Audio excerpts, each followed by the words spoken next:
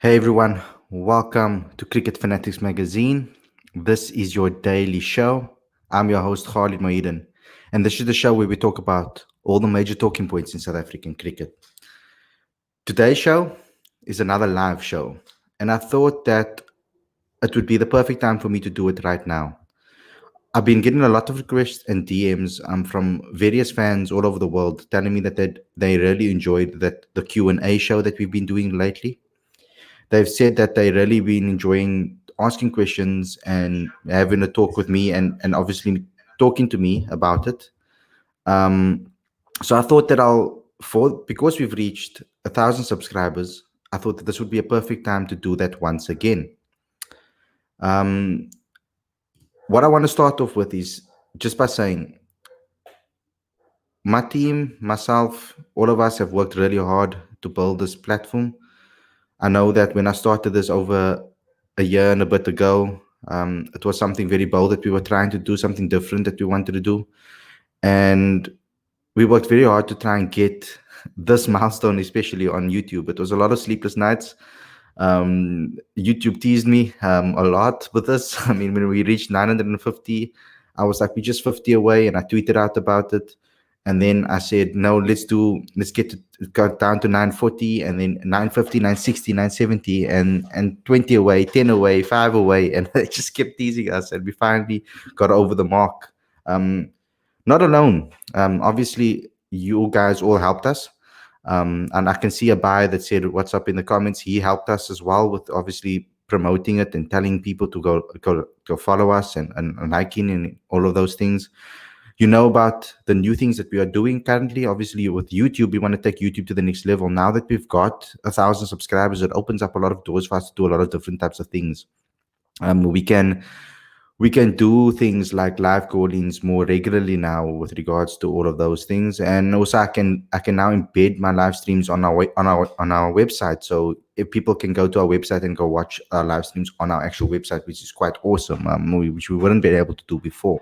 So I can actually promote all of these things to a lot of other people. I would like you guys to get involved, obviously, and tell us what you want to talk about. And this show is an open canvas. I'm going to be an open canvas. You guys can ask me any questions. We can talk about anything. I'm not going to be a psychologist today, so let's not talk about your problems, or unless you really want to. But with regards to everything else, you guys can ask me any questions, whether it's cricket related, non-cricket related. I feel like I'm quite a diverse person, that I have a lot of loves and passions about things. I enjoy all sports, specifically football as well, Manchester United specifically. And I know we have a lot of people from other clubs that are fans of Cricket Fanatics Magazine. But we can just have an open discussion. But before we get to you guys' questions, of course, we need to get to the next milestone, of course, and that's the next goal. So without further, please, guys, subscribe to the channel and click the notification bell if you haven't done so already. So let's get into your questions. This is an open forum for you guys to just ask me anything, and let's just have a chat. Let's see what the buyer says. I love the idea of the Fanatics calling. Just like we have it for the IPL, we could maybe do it for international series, not game by game, but maybe after series is complete. How does that sound? I love that idea. I think it's an amazing idea for us to be able to talk to fans, and I want to give this platform available, make it this platform available to as many fans as possible, and to talk to as many people as possible. And those opportunities are for you guys to call in. Obviously, we have the Sunday podcast, which is a very laid back show. We try to make it as laid back as possible, where everybody feels comfortable to give their opinion. We don't want to make it difficult for you guys to feel that you can give your opinion about cricket, because we are all fans of the game. Nobody knows more than anybody else, I feel. Everybody's still learning. This game is beautiful. It takes you through so many life lessons, and it continues on and on beyond us is what we can know. So we can never know everything. So I think we'll have fan cams, obviously, when we get to watch games. If I get the opportunity and the privilege to be able to fly around to watch some of the Proteas games and some of the international games across the country, we will do fan cams at those games where we talk to the fans about their opinions. You guys can come talk to me, find me around in the stadium, and we can do those. We've done a couple of those, actually. You can go check it. We have a fan cams tab where you can see what we do with regards to fan cams. I know it's very similar. it's very, very similar to what Arsenal Fan TV is doing and what Full Time Devils or Stretford Paddock is doing and United Stand and all those type of football channels. Um, I started it very long time ago at the previous company that I worked for, and that's when it all started. The fan cam idea, I started it over there, and then I've moved it over now to obviously to my platform to do it with Cricket Fanatics, because I mean this is the perfect platform for us to do that, obviously. So it's a great idea, and I think we should do that. It's an awesome idea. Uh, yeah, it is the international with SA. Yes, of course. We want to obviously find all the Proteas fans that we can find, and all the cricket fans. What I've learned about this journey is actually that we have so many cricket fans around the world, fans that are Proteas fans around the world. Like for example, Abhai is one of them. And a guy that lives in America that loves the Proteas. We've got guys that are Indian fans that love the Proteas. You saw some guys come on the show. We had a guy Ashwani that came on the show early on in the week who loves the Proteas as well and gave his opinions on it. And it's amazing that we can have so many Proteas fans from around the world. And that's what South Africa does for you. I mean, I think all South African teams have this passion and following behind them. You could see it with the Rugby World Cup when we played Japan, for example, and how the Japanese just took a loving to South Africa. And the respect that the Springbok team had. I mean, all across the world, you'll see that. And it's just something about this country, this beautiful country that just attracts people. And we don't know why, but we need to obviously take advantage of it. And obviously we have to grow it. I think that's where the passion lies. And South Africans themselves, we're very passionate people. We like to see our team successful. And I hope that that's where we can go in the future. Let's see another comment over here. I'm trying to I don't want to make this too formal, so I'm just going to try to just talk like, thank you guys for all the congratulations. Thank you, Werner. Thank you, Reginald. Thank you, Bevan. Thank you, Omar, Henry. Awesome episode that we've done with him as well, guys. Go check that in the comment section, in the playlist of Digital with Ravi. We've got so many. Anpreet wants to say, please talk about England tour of South Africa. So let's talk about that. That is something that we can start off with. I can just work with the information that I've been fed or that I've learned. Initially, when we went to the Kobus press conference, that's where the story kind of came out about November 2nd start. And I think we did an episode with Zubair Hamza on the Daily Show when I spoke to Zubair Hamza, and we spoke about November 2nd cricket start for domestic cricket. The initial understanding was that the first 5 games of the tournament, or the 4-day competition, the Cobras would play away. Now, there was some that wasn't the final say, and that wasn't the final fixtures. They were just penciled in. And the reason for that was because of England possibly coming down to South Africa. And also England playing their games in Cape Town, so at Newlands and Paarl. So obviously the Cobras couldn't then play their games in those 2 venues. So they were going to play their first 5 games away to kind of give an opportunity for England to come down to South Africa. Now, since those rumors have come around, I haven't really heard much about that, and if it has been confirmed quite yet. We don't know what's happening with South African cricket at the moment. There's a lot of things that are in the air about it. And I will only bring that news to you when it's 100% confirmed. I don't want to be talking about rumors, because that's not fair to you guys, because then you guys will go away with speculations and not firm facts. And I want to only bring you guys firm facts. So I also know that England might, from what I've seen and from friends that I know in the UK, they've told me that they might go into another lockdown again. We can see that with regards to the Premier League, there's some players and coaches and teams that have been on lockdown because of COVID-19 and have gotten coronavirus. And I hope they recover very soon. And that has caused some problems and some stirs. So obviously, we would like to have people. We have to make sure that all of those things are sorted out, and the government must clear it as well for South Africa to have a team like England come down here to South Africa and come play cricket. Obviously, all of us would love to see it, but at least we have some cricket back with the domestic cricket starting soon. So I'm really excited about that, and we'll bring you as much information as we can about that tournament, some interviews as much as we can, and whenever we can, I'll keep an eye out on that. Cool. Let's go to the next one. Here we go. Awesome question from Kobus. Do you feel CSA should look at Chris Morris for the T20 World Cup with all his IPL experience and current form? So I'm going to be very controversial when I speak about the Proteas. It's something, and remember that those views are my own. They're not necessarily the views of Cricket South Africa themselves, or of Cricket Fanatics itself, or of anybody, or all of you. It's my opinions and my views, and that's my disclaimer. So I believe that the Proteas should pick a squad of 15, and I think that a squad of 15 is very important when dealing with a tournament and picking guys according to the conditions. Now, I know that Chris Morris has a lot of experience in India, and the toss-up is going to come between him, I feel, and Dwayne Pretorius. Now, they are both excellent all-rounders, and I know that Chris Morris has struggled to come back into the Proteas setup. We're going to have to see if someone like Mark Boucher trusts Chris Morris to actually put him in the side and believes that he can show his ability and showcase his talent as much as we would like him to. He's obviously had a great IPL start and had some great performances, and he's obviously been one of the star players, one of the most expensive players in the IPL. So all of that counts in his favor. But we have to remember that we're going to have to give up one of the pace all-rounders to fit him in, because I think that spinning all-rounders are going to be something that they're really going to look at.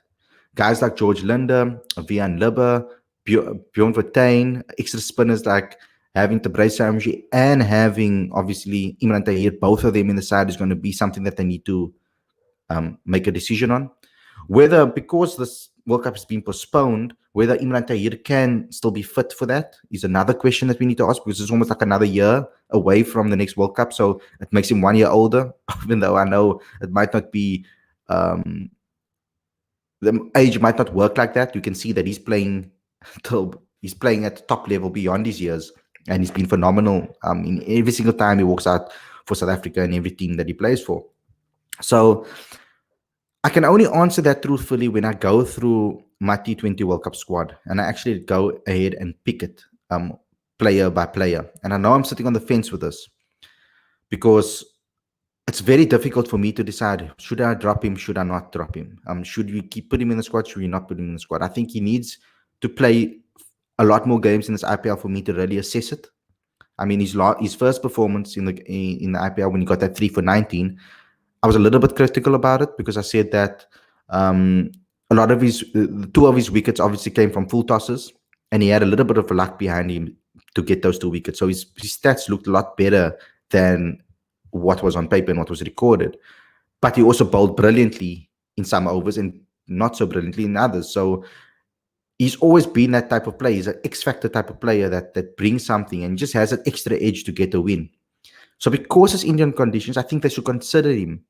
But that's why I think that some international cricket before the World Cup is so important. We need to get back again. And we're seeing messages come out that South Africa needs to get back in cricket again. We need to give these guys extended runs so that we can see what they are capable of, and against some good teams. So I'm going to sit on the fence with that one. And I'm sorry, Kobus, that I am. But that's just my thoughts on Chris Morris. Here's another one from Abhai. Another one from Abhai.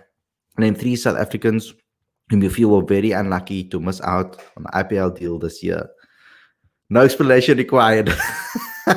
It's very difficult. I'm one of those guys that when you talk to me, I can never give you a straight answer. I'm always like giving you long sentences to back up why I made my choice, because I'm so scared that someone is going to disagree with my choices. But okay, I'll try to do that. No explanation needed. Okay, Heinrich Klaassen, Andile Pechlikwayo. If I'm really going to push it, Yanaman Malan. Another South African. If I'm really going to, based on form, I would have to say Rassie van Dussen, 100%. I think he should have gotten a spot there. And if I'm really going to really push it based on the MSL, I think someone like Sandra Magala, he's been brilliant. especially in T20 cricket. He has amazing qualities. Tapray Shamsi, I think he's been popular around the world. And I think I'm missing a few, but I'll have to get back to that one. But those are some of the names that I'm thinking of off the top of my mind.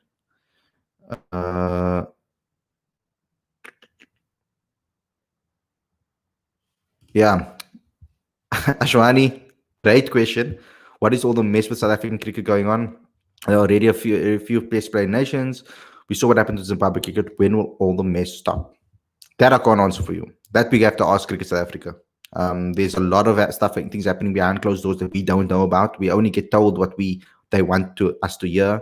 It's very difficult for us to investigate further unless people are willing to speak out. There's a lot of non-disclosure agreements thrown around, and so much politics. What South Africans need to do, and what we need to do, and what coaches need to do in this country is focus on that grassroots level. Focus on school cricket. Focus on domestic cricket, provincial cricket. Let's build that, make it strong, so that if anything happens, we come back even stronger. Because I think that building those groups and building that stages of cricket will take us to the next level. It will just improve our cricket and give everybody a fair opportunity in this country that they deserve. And I think that's why we're going to improve cricket. So I don't know when it's going to stop. And all I want is for it to stop. I'm in the same boat as you, Ashwani. I want this to stop too. It's just destroying our game, and we need to preserve this game. And us as fans, that's what we need to do. We need to preserve this game, and we also need to support all the cricketers out there on their social media platforms. Let's get involved. When we do interviews with them, share the interviews, get involved with that, because we get to see, when we do our interviews with players, we get to see a different side of them, a side that they don't normally show to the public. So get involved with our content as well. Let's grow this channel. Maybe we could be, as a group, maybe we can save cricket in South Africa. That's really a pipe dream of mine, is that we can really contribute positively to cricket in South Africa. Okay, let's go to the next ones. Got a few coming in, guys. Thank you a lot for getting involved. Abhai, you said, oh yeah, this is one about myself. Okay, I don't like to talk about myself. How did you get interested in cricket journalism begin? You've done a tremendous job with CFM. That's the understanding of the day. And that's the understatement of the day. Sorry. So, okay. Okay, so I studied communication science and psychology through UNISA, because at the time I was a musician writing my own music, and that was something that I wanted to do. I wanted to become a singer-songwriter. I had a vision of being a pop star. Don't laugh at me in the comments, but that was a dream of mine. I wanted to be an independent songwriter and singer-songwriter. I didn't want to go to a label, get a record deal and be controlled by a record label. I wanted to have my own creative control. But in order to get creative control, you need money to back that up. You need to pay for studio time, etc., producers, all of those type of things. So I decided, okay, look here, it might be too soon for me to do this. Maybe I should build some capital. Maybe I should build some money before I can actually fund my own music career. So I went into business. I started something called United Fanatics Magazine, where I had my... But wait. Before I get there, the journey actually started when I was in grade 10, 11. When I started my first website. It was called Music for Teens. I had always had a love for writing, whether it be music, whether it be I wrote a couple of books that I've lost since then. Actually, I've started writing some books, or a book.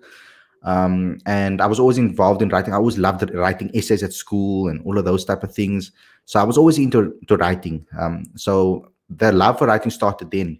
And I had my own website called Music for Teens, where I wrote about music, because one of my passions is music too, where I try to do reviews on music albums and new artists, and try to predict what songs are going to be hits, not be hits. So my love for journalism started then, or my love for writing started then. Then I started communication science and psychology, because I wanted to study and do my music career. So I needed to go through an educational system where it will allow me the freedom to be able to still write my music and produce music and do all of those things, perform and do all of those type of stuff, and still study. So I went through UNISA. And communication science, part of that was obviously journalism, writing, etc. So when I started United Fanatics, started off really well. It really blossomed into something that I was really proud of. But with regard, when United signed the new deal with regards to the Adidas deal and got $1 billion deal, their image rights got very expensive, and it was going to cost me a hell of a lot of money to run that magazine with regards to image rights. Images were costing me a hell of a lot of money, and I couldn't afford it as a student, of course. So I had a magazine in the Apple iStore, and that's where my love for journalism started. I started talking to fans in England and guys that were in love with Manchester United, and learned how to write articles from that perspective. And then an internship popped up in South Africa, where it came about with SA Cricket Magazine, and I thought that I'm going to take an opportunity to apply for that internship. I did eventually get the internship. I wasn't accepted at first. They turned me down, and then a couple of weeks later, they accepted me, and they said, "Okay, I can come through." And I started my journalism career there. And my understanding was just I wanted to get to know how journalism works in this country, how the media industry works, and that's where my journalism career started. And so I left them about the end of June, and I started in July, 1st of July, with my Cricket Fanatics magazine, and I launched it. And I haven't looked back since. It's been something that I really wanted to throw myself in. As I was a journalist at the Cricket Mag, I learned a lot about the industry, got to know a lot about, I was lucky enough to be able to express myself.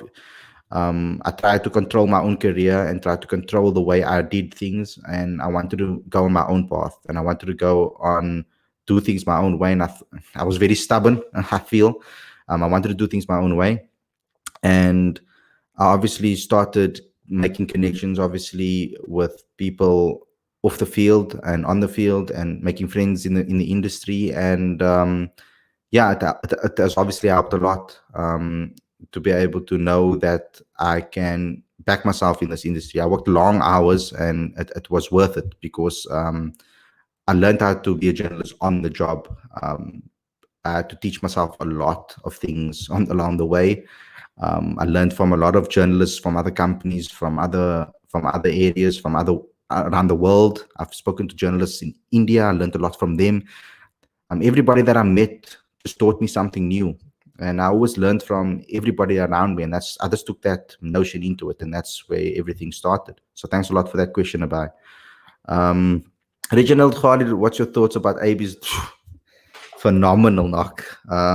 We can't deny that AB is an amazing cricketer, and I saw some tweets from you guys, from fans online, about no matter how much you dislike AB, you can't deny that. I think Sabia, you guys might know of a fan, Sabia, that tweeted it. I think she tweeted it, and she said, it doesn't matter how much you hate AB or you dislike AB, and it might be controversial, but you can't deny that he's an amazing cricketer, and you might not want to see him back in South Africa, but he's an amazing cricketer, and it's 100% correct. Some people might not want to see him back because of the way he's treated fans in South Africa. I feel that, particularly me personally, that the way he retired wasn't really respectful to the fans, even though I know that he doesn't owe us anything. I mean, his career, he doesn't really owe us anything.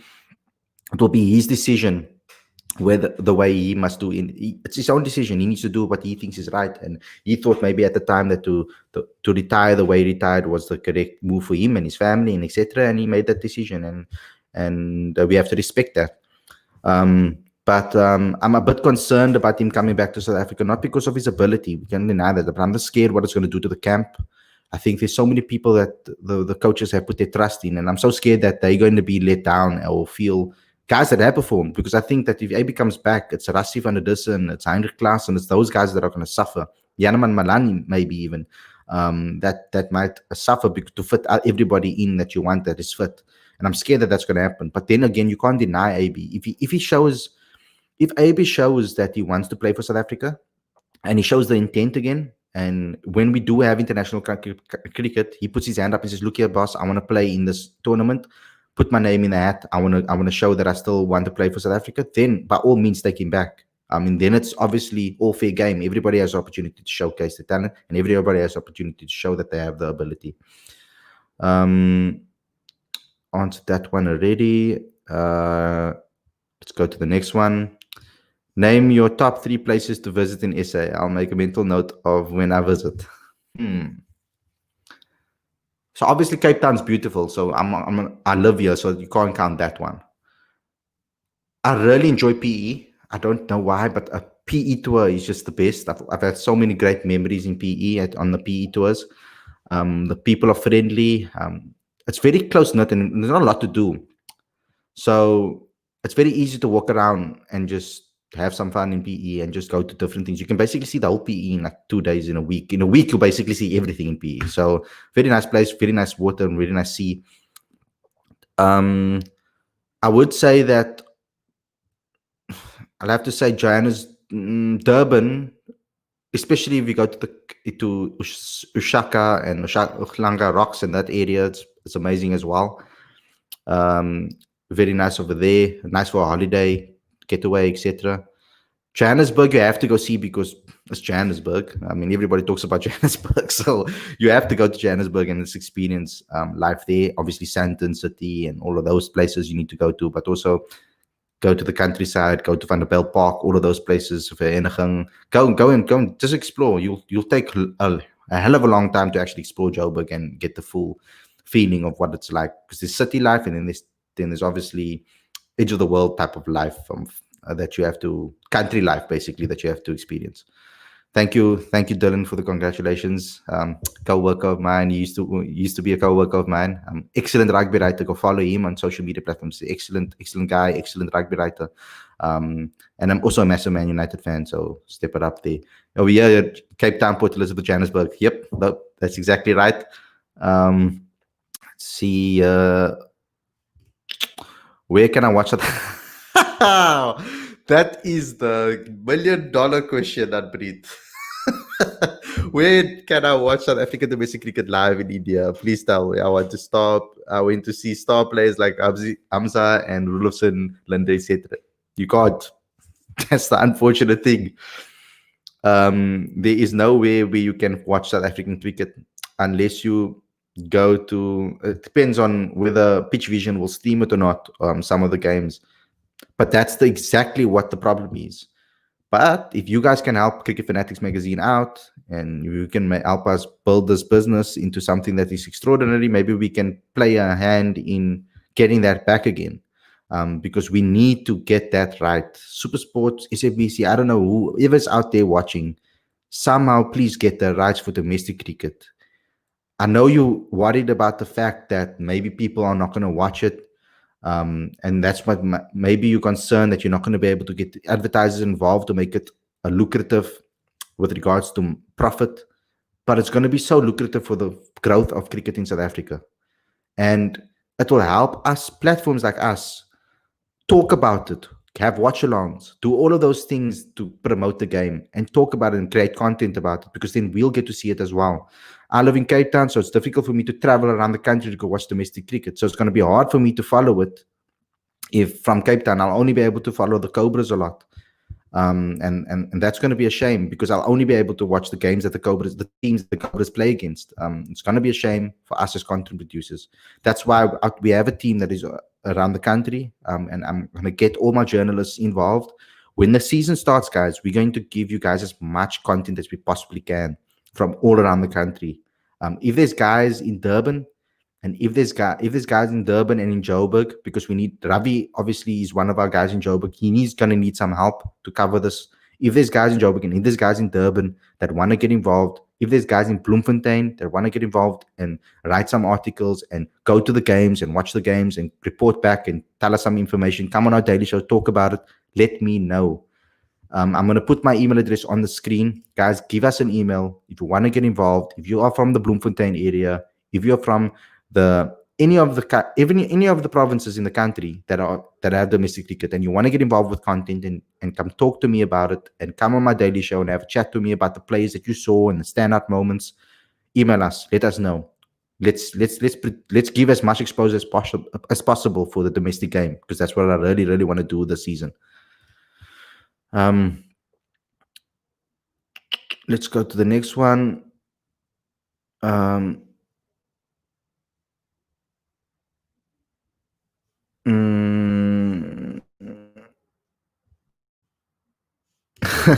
Just we can form a cricket fanatics. But what did Ravi say? Let me just first go to Ravi's comment. I missed Ravi's comment. Ravi's always talking crap. Yes. Why did you come on here, call in, and come talk crap with me on the stream? Let me find it quickly.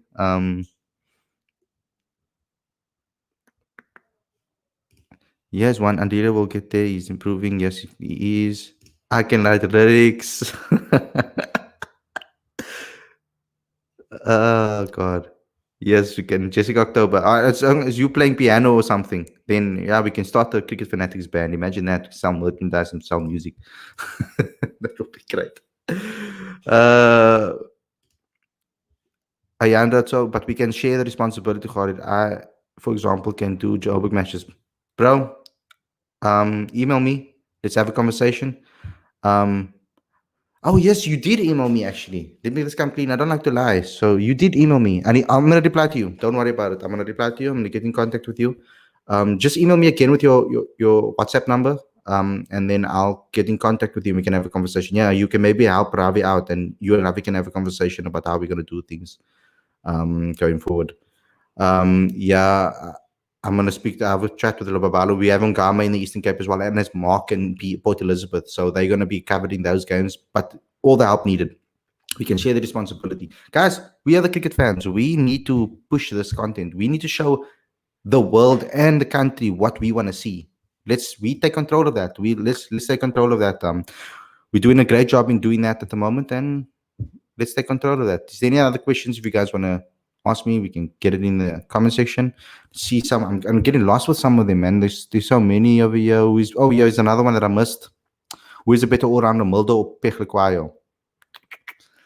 You see, it's difficult for me to compare players like this because especially when they're in this, I know they're in the same role, but they're not exactly the same type of player. You see, Vian Mulder started off as a batting all-rounder, not as a bowling all-rounder. And maybe a lot of people don't understand that, or maybe a lot of people don't know that. He used to bat up the order for his school and for his province.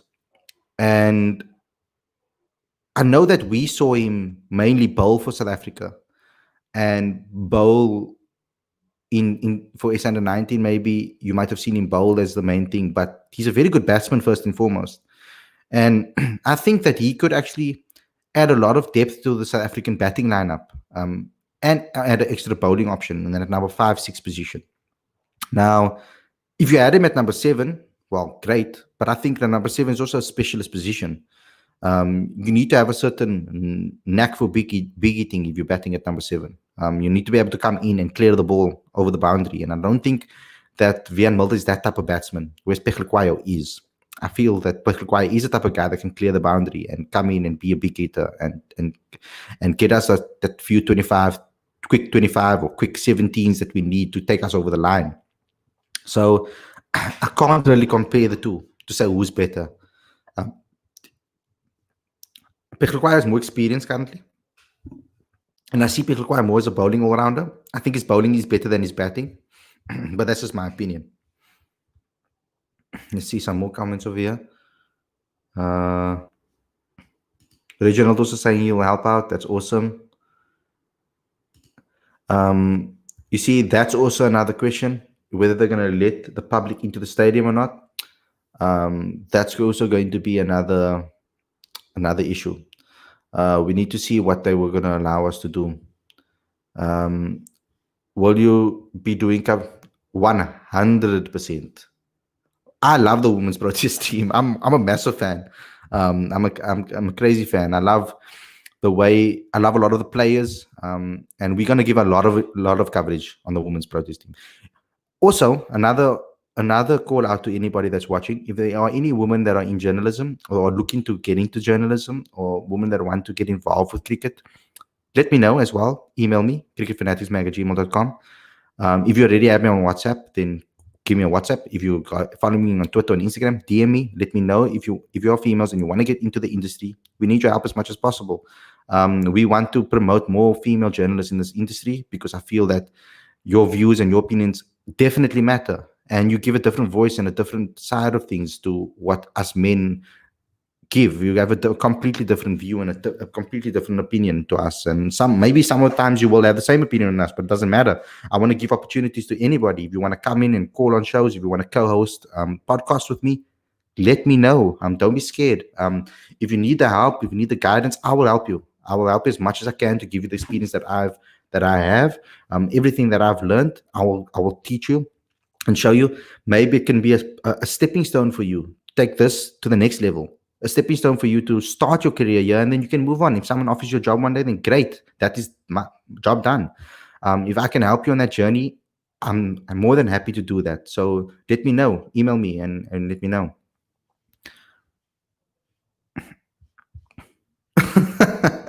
If you guys stream match live, I will like your video at least from 10 accounts. Yeah. We'll get into big trouble because the rights are not owned by us. You know what I mean? So the rights are owned by, I think the rights are still owned by SuperSport.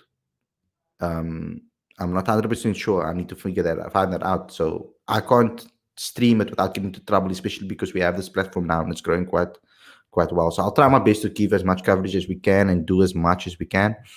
Let's see what we can do out there, guys. I see VN as our version of Sam Curran. I don't. So yeah, it's very difficult to compare like that, and I don't like to compare versions of people. I think everybody's their own cricketer, and I know, Ravi, you don't mean it like that. If I had to compare him, you see, Vian's not the type of player that clears I don't think he tries to go for the clear the boundaries type of shots. He's the type of guy that likes to play the ball he plays good cricket strokes, man. So I don't feel like he's the type of guy that should be put into that category. And I don't think he should change his game because he's a phenomenal batsman. So it's the same with Vian Lubber. He gets this weird link that he's this big hitter. And I know that he has the capabilities, no doubt about it. But he's a very good stroke player as well. He's a batsman that batted number 3 for the Durban Heat. So you can see how Gary Kirsten valued him. He's one of those guys that can bat up the order, and I thought he should have batted higher for the Lions. But obviously, with their started batting lineup, it was never going to happen. So I'm wondering where he's going to bat for the Warriors. That's when we'll know what they think of him and what Robin Peterson thinks of him. He said where he's going to bat.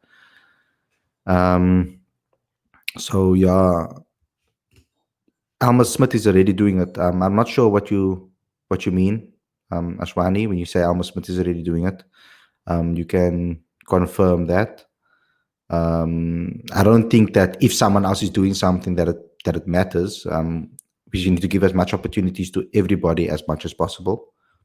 I think we're one of the first publications to actually have women on the front cover of a magazine. So I think from a woman's perspective in covering women's cricket, we want to do as much as possible, as wherever we can help. Khalid, who can we bring on to Legends with Ravi? Yes, we need to go big, guys. What I want you guys to do, and this is a little challenge to all the fans out there. I want you to DM, or not DM. I want you to at Cricket Legends that you want to see on the show, at Cricket Fanatics Magazine, hashtag Cricket Fanatics Magazine, and guys, share each other's tweets, like it, comment on it, do whatever. Let's try to get these Legends on Legends with Ravi on a Wednesday evening. We need to get as many people as possible. We've done a lot of great episodes with Legends with Ravi, with guys from Legends with Ravi. So I want to get the likes of Herschel Gibbs on, Sean Pollock, there's so many guys. Jock Cullis. Imagine if we get Jock Cullis, that would be great as well. There's other legends of the game too that we want to get on from previous generations further back. So if you guys can find them, talk to them, ask them, and let's get them, guys. It's a team effort over here. I've always wanted to ask who is the next in line when Faf retires in tests between Marcus Ackerman KP and Reynard van Tonder. So in the pecking order, it's KP, because with regards to the pecking order, because of the experience that he's had.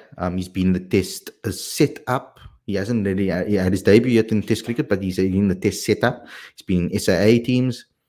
With regards to run scoring and averages, he's basically the next in line for Faf. Marcus Ackerman, Marcus Ackerman on. I don't think I see him as a replacement for Faf. I see him more in a number 4. He's a talented attacking batsman, man. And I don't want them to put him at 3. I would like to see him at 4, somewhere where he can really express himself and showcase his talent and show his shot selection and all of those things and get the ball ticking over quickly and be an exciting batsman. That's what I want to see, Marcus Ackerman. Reiner van Toonde is a phenomenal number 3 batsman again, and he has the temperament, he has the ability, he has the mental strength to really make that number 3 position his own. Now, he's still very young, and I think Zubair Hamza is actually the next in line in the number 3 position, and I think that him and Zubair are going to fight it out for that position in the future. So, to answer your question, the next in line, possibly the number 3 position, besides Zubair Hamza himself in the number 3 position, I think it is going to be KP from those selections. Okay, let me warm up for Lubabalo's question. I see the questions are heated already, so I'll be nice. What does your bowling attack look like for the Proteas if I had to say? Now, it depends on where we're playing. Depends what format. For tests, 100% Lungi Ngidi, Andrich Nokia, Kagiso Rabada, Masimas, obviously Keshav Maharaj as my spinner. ODIs, I'll swap only Keshav Maharaj with either Tahir, who's retired, so now we need to swap him with Abhai Shamsi, or Bjorn Fortuin. Abhai Shamsi is more of an attacking spinner. Bjorn Fortuin is more of a defensive holding spinner. So it depends where we're playing. But I'll have to say I'll go with Abhai Shamsi as the spinner with those 3 attackers as well. They're the best 3 seamers in the country, I have to say. T20 cricket, this is where it gets interesting because I think Sasanda Magala needs an opportunity in the international side because of his ability at the death. But as we see, Lungi Ngidi has shown his talent. Anir Nokia shown his talent in the IPL and KG. So it depends if you're playing in India, we need 2 spinners. So then I will play with a number 6 that can spin the ball and can bat. So someone like George Linder, someone like I know people don't want to see Vian Lubbe there, but Vian Lubbe as a potential spinning batsman. And I think those are the options for regards to spinning batsman. Mutasami is spoken about, but he's more in test. So if I'm going to play 2 spinners, then I'll play 2 seamers, then I'll go with Lungi and KG, just because on experience and abilities shown in the IPL. It's very close for me at the moment between Andrich and Lungi, because I think those are the 2 that you have to pick between. Andrich Nokia's pace is ridiculous. You can't replace pace for anything, man. And that's the thing. Like, pace is so important and so deadly and so crucial. But in T20 cricket, you're not going to see them. You're going to see them vary their pace a lot. So I want to see Andrich Nokia's ability more often varying pace, which he has been doing well in the IPL, and he did it very well in the Zanzibar Super League. But I want to see that slower delivery from Andrich Nokia that Lungi has been able to do.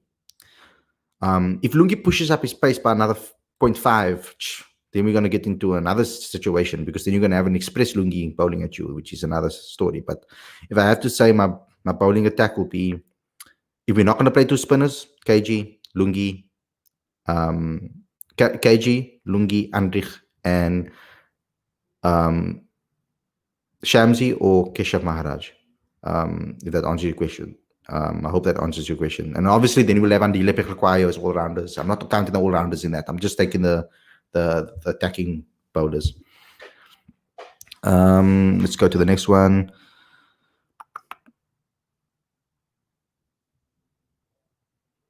Compare Vian Lubbe to Curtis Camp, for both have a similar sort of game. Yeah, they kind of, you could kind of say that. They do have kind of a similar type of game. I still think that Vian Lubbe is a better batsman at the moment. You can see that in the 4-day arena.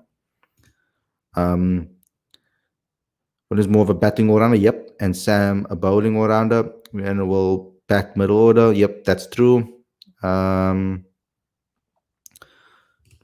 Who? There we go. I was waiting for this question. Who do you think will be the new Test captain, and who do you hope it is? I hope it's Aiden Markram, undoubtedly.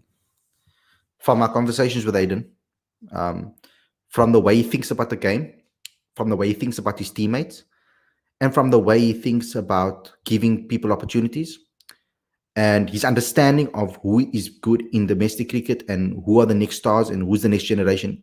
His knowledge on that is unbelievable. He's able to read players and to tell how good they are. He cares a lot about players and how they're doing. He's also the only captain that has won a World Cup. And I'm going to milk that. Even though it's not the 19 World Cup, I'm going to milk that. So I think he has the leadership capabilities. I think it was a bit unfair to just... I think it's unfair to judge his captaincy based on his captaincy stint when India came down here. He was thrown under the bus in that tour, and I was very upset about the way that was handled. And the way he took it was like a champ. I think he took that as a complete champ. He just said, okay, I'm going to take this and I'm going to go for it and give him my best shot. And he captained a very difficult period for South Africa. We were completely slaughtered by India in that ODI series. So I think Aiden Markram has the temperament. And I know you guys say that he needs to showcase it with he's had a bad run of form in India and in the subcontinent. And we do struggle in the subcontinent recently. And I think all of our batsmen struggled, except Theunis de Bruyn and maybe Temba Bavuma, but everybody struggled in the subcontinent. So it's very harsh to judge Markram on that. And I think he'll get better at playing spin, and that's very important to the rest of his career. So I think they will pick Dean Elgar to be, if a safe option, they will probably pick Dean Elgar until Aiden's ready. But I will be bold and just say, Aiden, lead us into the next generation. Lead our next generation into the future of South African cricket. That's why we have an issue of Aiden Markram on the front cover of last issue, in the third issue. Aiden Markram, I strongly believe that Aiden Markram is the key to our future. My opinion, not the opinion of Cricket Fanatics Magazine. Oh, here's a nice one from Jordan. Now, do you think Jason Smith will get a call up in any of the formats? Jason, I'm a big believer. Like, if Jason has anybody that believes in his ability besides Ashwell Prince and his coaching staff at the Cobras and Shukri Conrad and all those guys that have trusted him for so long, next in line will be me. I 100% believe in Jason Smith's ability. Sorry, I'm coming right now. I just want to put on the light. I 100% believe in Jason Smith's ability. And I think that he has the potential.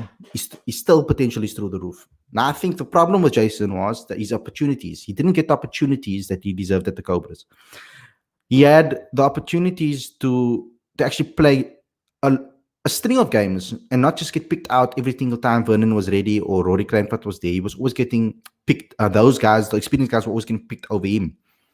And that was the problem. And I think this season will be his season to showcase his talent and really show that what his ability is as a batting all-rounder, because that's what he is. We mustn't forget his batting ability. He's an exceptional batsman and a bowler. So if you want to look for that typical number 7, Jason Smith has all the capabilities to be that ideal number 7 for South Africa. That guy that can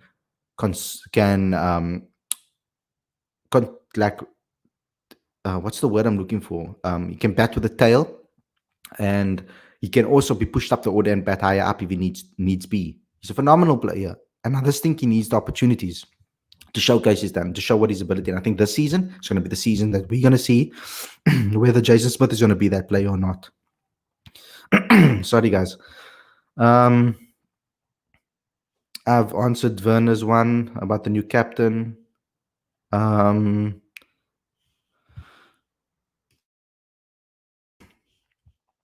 Yes, Sadiq's one. How about so much as all-rounder in T20? Now, very good player.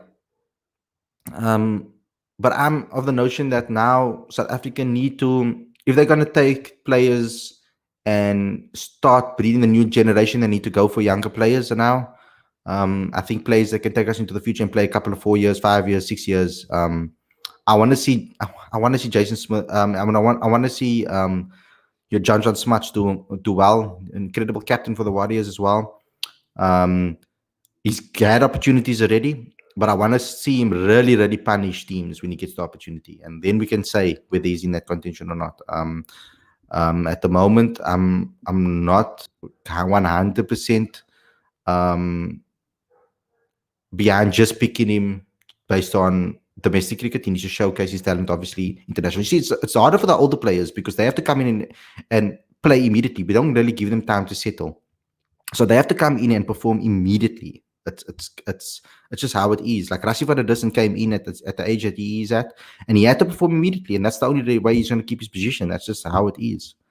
Um, it's unfortunate that that's how it is, but that's how it is. Views on Calvarena, phenomenal player. I was already saying, and I know you guys don't agree with me, but I was talking about maybe Quinton de Kock dropping the gloves and as a keeper in Test cricket, and Calvarena coming in as Test keeper. And that was my suggestion. I mean, I'm a big fan of Calvarena. Calvarena is an excellent.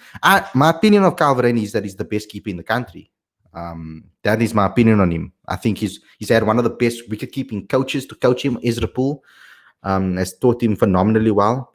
And in fact, if there are any wicket-keepers actually out there, we have an amazing program that will help you guys with wicket-keeping. Ezra Poole's Wicket-Keeping Academy. Go check on our website, cricketfanaticsmag.com. The panel will be there. It's a full online wicket-keeping tutorial that will help you with your wicket-keeping. And now with COVID, with regards to COVID-19, things have happened, obviously, that you guys weren't allowed to go out and train. It's a perfect opportunity. You can, the course is perfect for you to learn the beginners. It's a beginner's guide to wicket-keeping. So, and even if you're a wicket-keeper already and you just want to brush up on your skills and just get back into the flow of things, especially for school children and guys that are in domestic levels and lower down and on provincial levels.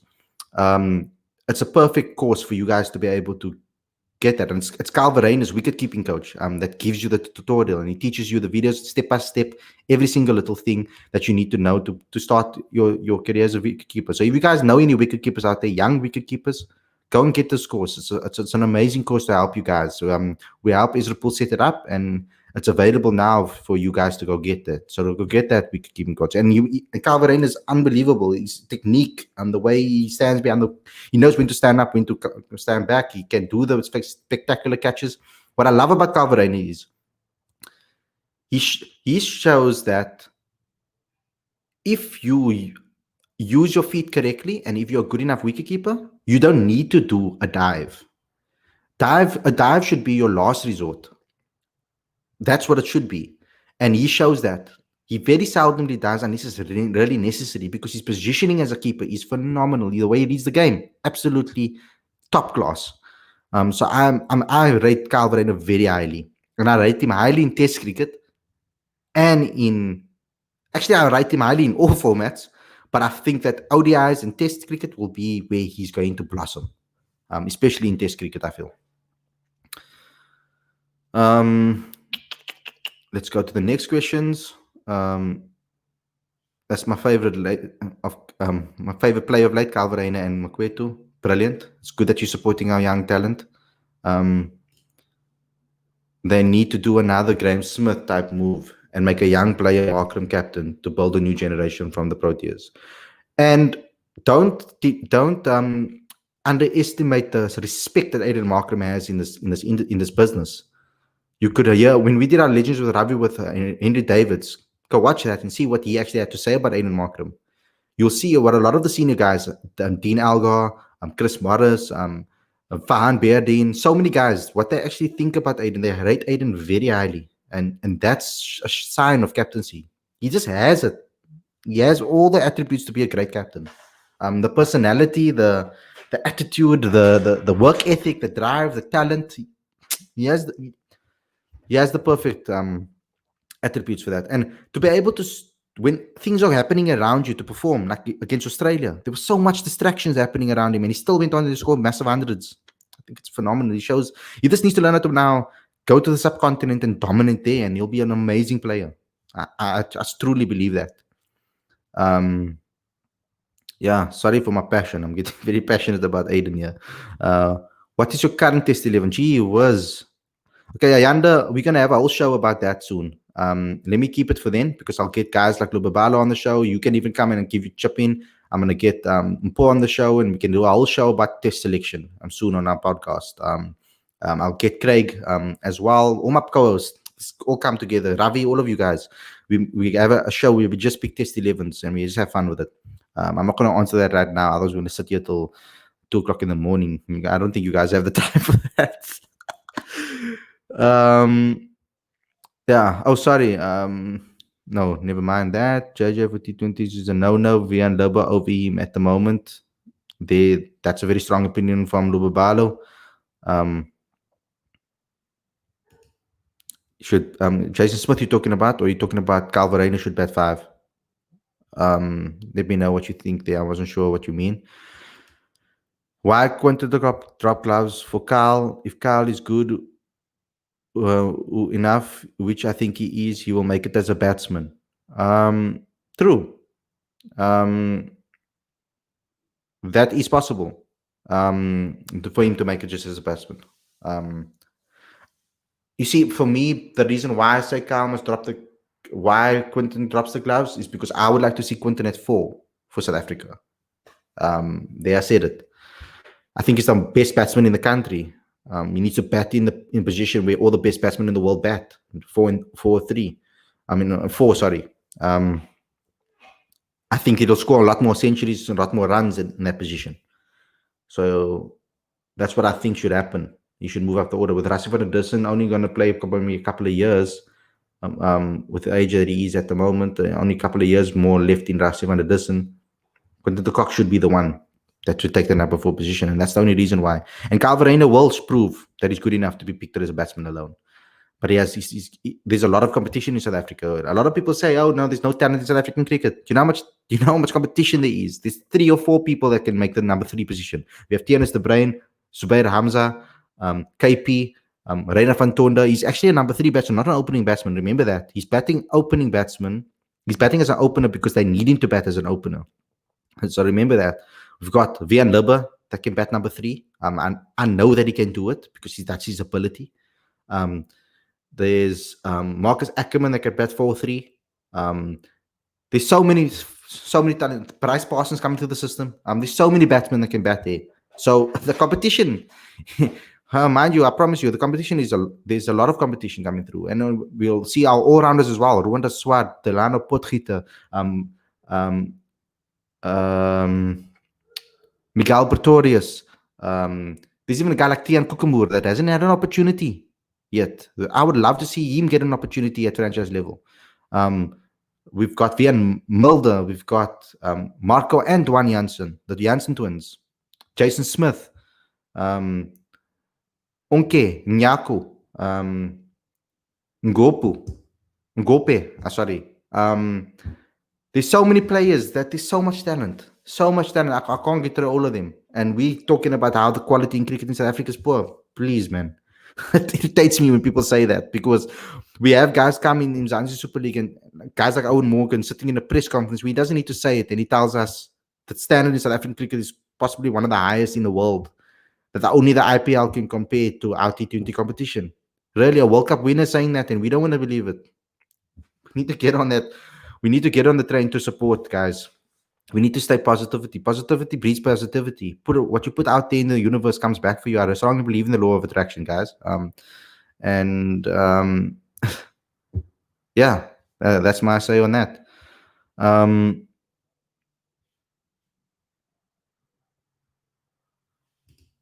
I do not think Kyle stands out as a keeper batsman at the moment, domestic cricket, in terms of numbers, but I agree with Khalid.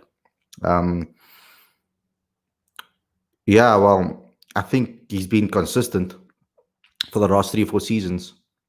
In that position. So, yeah.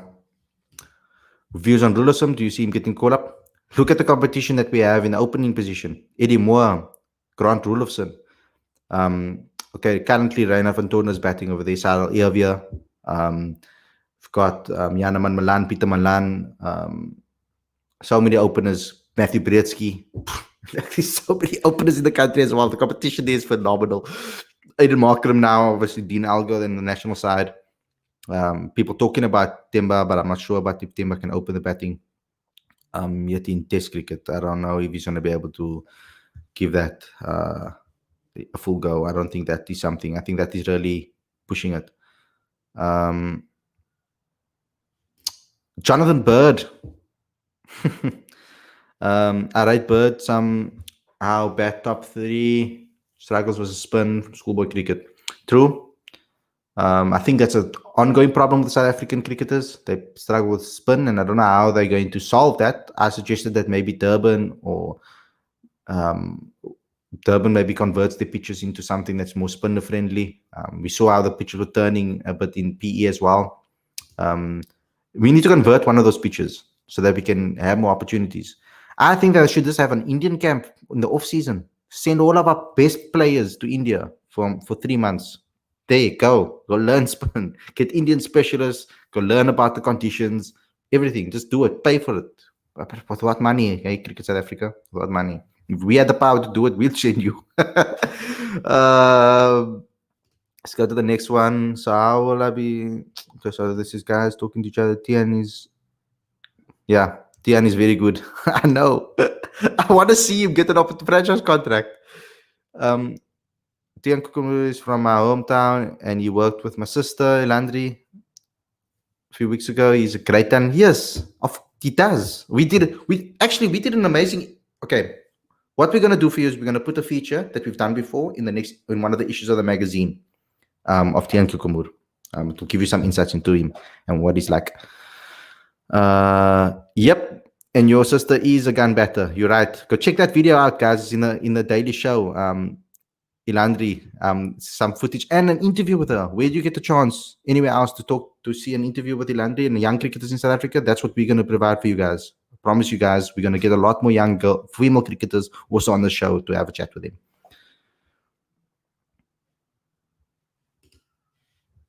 Okay, so do I have up-and-coming young talent in the women's side for SA that you know of? Okay, so guys, my knowledge is very much Western Province orientated. So I know of a young girl called how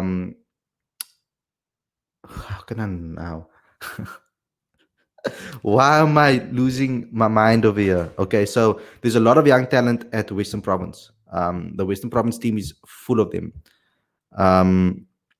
And that's the one place that I feel Claire deserves a lot of push for that. We had one of a young up and coming cricketer that was on the show the other day, which you guys must go look at the podcast and go watch that. We had a young cricketer on the show as well. So there's like, for example, about obviously Nadine de Klerk and there's Andre Steyn and there's young Laura Wolfart obviously is coming through the system already. He's come through the system already. We've got Tumi Sikakane, who's already come through the system. I'm blanking on a name. Why am I blanking on a name? Let me just double check.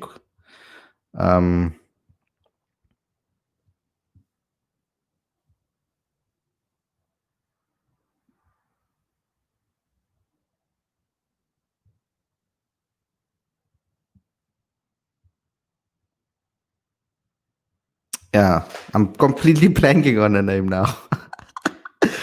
Oh, Lord. Yes, sorry, there we go. Andrew Kloberar, that's the name. Andrew Kloberar is also a fantastic talent. I can't believe I blanked on her name. Phenomenal batsman. Batter, sorry, coming through the system. She's incredible. Western Province is laden with it, and I'll get you guys up to date with that. And I'm going to go on a long mission, and I'm just going to interview as many as 19 females that I can find. I'm going to speak to the coach. We know that we're very close with the coach, and she's come on a lot of times to have a chat with us. And I'm going to go on a mission to give promotion to as many female cricketers as possible. So I promise you, that's my promise to you. Just know that that's my promise to you. Who is the backup spinner for test matches? I know Mutu played a couple of games, but who plays if Keshav gets injured? They've looked at George Linder, but is George Linder as a possible replacement? Senara Mutasami is in contention. I think he should be in contention. He was the top spinner last season. A lot of people want to see Sean van Berg. I don't know if they're going to give him an opportunity, but he should be next in line too. The Shams has had a couple of tests as well. So that's a very interesting question. If Keshav gets hurt, they probably bring up George Linda and Senator Mutasami are the replacements currently, or the way things sit. Yeah. Reginald has said Nadine de Klerk and Stein. Yes, Andrie Stein is she's quality. Faye Tunnicliffe, she's been on the show multiple times. She should be in the Proteas setup. There's loads that I need to get more into it, and I need to go find out. Yep, and yeah, that's who I was talking about. Michi, quality all rounder EP. Few quality female cricketers also. He plays EP under 16, scored 99 against varsity first team ladies. So there we go. And she came on the show the other day, and she's going to come on the show a lot more often. So don't worry, guys. We're going to get involved with that. We're going to give you guys so much coverage on women's cricket as possible. And we need some help out there for you guys to also come on board for that. But guys, thanks a lot for tuning in. The stream has been over an hour, and I haven't done a daily show that is this long before, and it's getting a little bit dark, as you can see, and I don't have my light, and I need to go charge it, so sorry about that, but thanks a lot for tuning in, everybody. Thanks a lot for asking me so many questions. I'm so happy that it actually was a lot of cricket-related questions. For all of you guys watching now, please don't forget to like, comment, share, subscribe. Click that notification bell for all future videos. Get involved in the comment section. Share this with all your family, your friends. Like this video so we can get into other people's recommended streams. Let's get it to the next milestone, guys. Let's go to 2,000 subscribers. Let's see if we can push for that by the end of the year. Whew, that's a big ask, but let's see if we can do it, guys. Let's see. Also, don't forget to download the latest issue of the magazine. I almost lost my train of thought there. Or download the latest issue of the magazine. The link is on the screen and in the description. We're working harder in the next issue. The previous issue was very, very touching and a very emotional issue for us all. Very good issue. And I think that you guys should download it and subscribe to the magazine. We also have an availability for you guys to see how we can help you. The link is in the description, how we can help you if you're a small business especially. And you're looking to grow your clientele, and you're looking to grow clients, and you're looking to get more leads, and you're looking to get more customers and build a relationship with your customers, we're going to help you do so. So click on the link in the description. It is over there. You find out anything that you want to know about that. Thanks a lot to everybody for tuning in. Thanks a lot for helping me get to 1,000 subscribers. I really thank you guys, and I have all the thanks in the world to you for doing that. Thanks for tuning into the show. I really appreciate it. All the best for the future, and let's take this to next level heights. Thanks a lot, and I'll see you guys again very, very soon. Take care, guys.